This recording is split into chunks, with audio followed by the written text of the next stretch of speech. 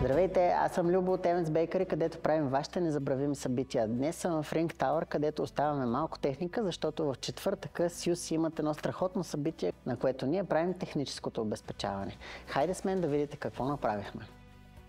Много удобно, когато от гаража директно влизаш в асансьора, какъвто е случая с Ring Tower. Тук поставяме нашите бар маси, както виждате те са модулни, много са елегантни и се сглобяват много бързо и лесно. Съответно всеки плод бива забърсан, защото храна ще се разполага върху тях. Ето и столовете, 35 броя. Съответно и озвучителната система също беше сглобена и поставена. Готови сме, всичко е подготвено, гостите даже идват вече. Елате с мен, за да ви покажа какво успяхме да направим. Като за начало подредихме нашите масички, които са бар маси, страхотни дървени бар маси.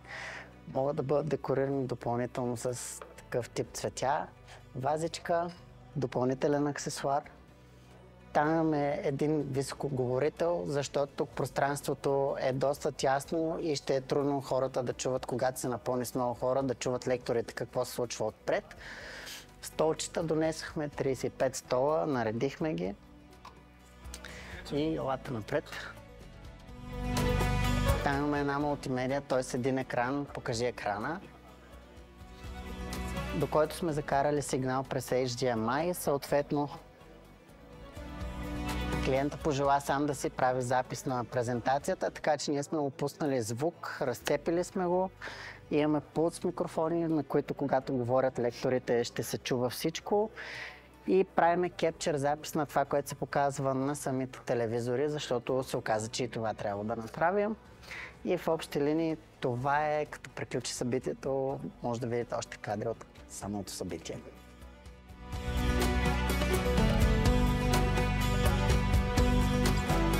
Как чрез OBS записваме екрана с презентациите, съответно клиента ще си направи монтаж, използва се външна кепчър карта, с пулта, който е с Bluetooth, пускахме фонова музика, управлявахме микрофоните и гвоздия на вечерта беше този робот, който отваряше бири.